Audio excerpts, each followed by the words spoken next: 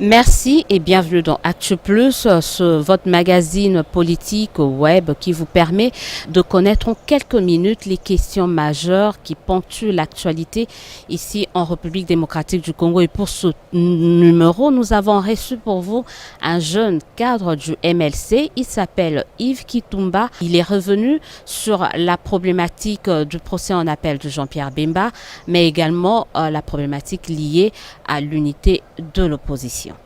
Nous sommes allés en appel, pourquoi? Parce que il y avait, en termes de procédure, l'iniquité du procès. Deuxième élément, nous avions besoin que le procureur nous donne des détails.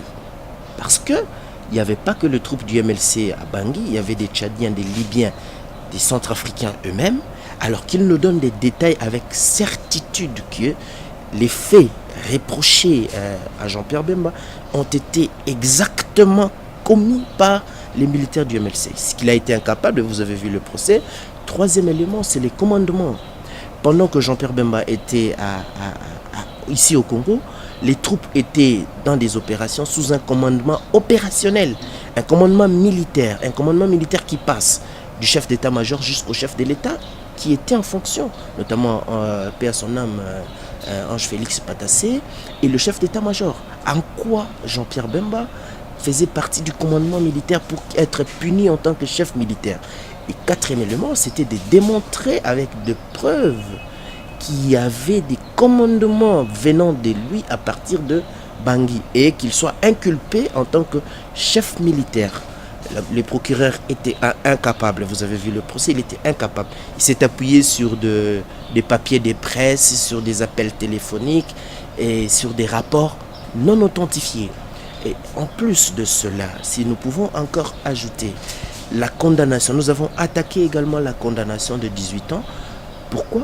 Parce que le juge de la CPI ou la chambre de la première instance condamne Jean-Pierre Bemba. Pourquoi? Parce qu'il aurait dû savoir que ces militaires commettront des bévues en Afrique du Sud. Il est Dieu, il est omnipotent, omniscient, omniprésent. Aujourd'hui, la vérité commence à se rétablir. Vous avez vu le procès en direct et face aux questions de juge, l'accusation a basé son argumentaire sur aucune base juridique parce qu'il était poursuivi sur base de l'article 25 du statut de Rome et nous avons démontré en collaboration avec l'article 78, il était difficile que l'accusation prouve de manière détaillée qu'il est coupable. Et les cas de jurisprudence sur les chefs militaires qui ont effectivement participé à des opérations militaires, ils étaient sur terrain, il y a eu 54 cas de chefs militaires qui ont participé au combat, mais qui ont été condamnés à 2 ans de prison et 18 ans pour Jean-Pierre Bemba. Sans fondement, voilà. Voilà. Donc, nous avons voulu que la vérité soit rétablie. Et nous espérons, nous avons la conviction, parce que les faits existent et la défense a prouvé. La preuve, le procès est arrêté parce que l'accusation n'a pas assez d'éléments de preuve. Et le juge leur a donné 1 semaine de surplus pour ajouter des observations éventuelles. Sur base de ces observations éventuelles, nous espérons avoir un jugement. D'après les statuts de Rome, le juge a 90 jours pour prononcer le verdict. Donc probablement le premier trimestre 2018, nous aurons le verdict et nous espérons, ni plus ni moins, à un acquittement. Avec ou sans Jean-Pierre Bemba, nous irons aux élections et nous mettrons des candidats à tous les niveaux. Je vous donne ma parole, vous allez le voir au moment opportun. Parce que tout à fait. Notre combat, rappelez-vous, depuis la Sainte-Co, des différents dialogues jusqu'à ce que nous avons formé notre plateforme Front pour le respect de la Constitution, nous ne clamons que sur les élections. Comment se fait-il un parti qui parle des élections, on ne peut pas aller aux élections?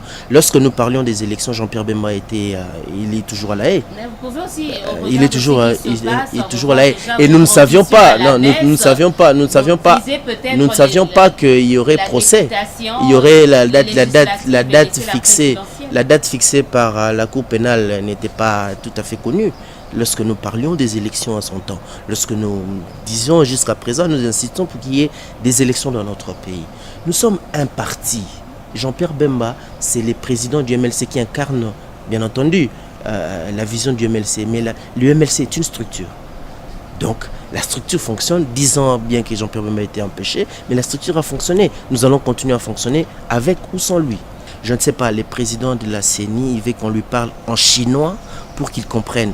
Bref, je vais vous démontrer, avec la nouvelle loi qui a le seuil, qui a la caution de $1000, La proportionnelle reste aussi. sensiblement, ça baisserait mutandis, le nombre de candidats et la logistique électorale. L'avenir est sombre jusque-là. Les tableaux est sombre. C'est pourquoi nous éveillons, et que ce soit la majorité, l'opposition et l'opinion, avec ces genres de conférences ou de meetings, pour éveiller la population. Faisons attention.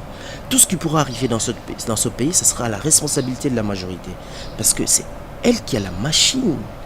Et nous appelons au bon sens de la majorité et de la CENI d'offrir au peuple congolais ce qu'ils veulent.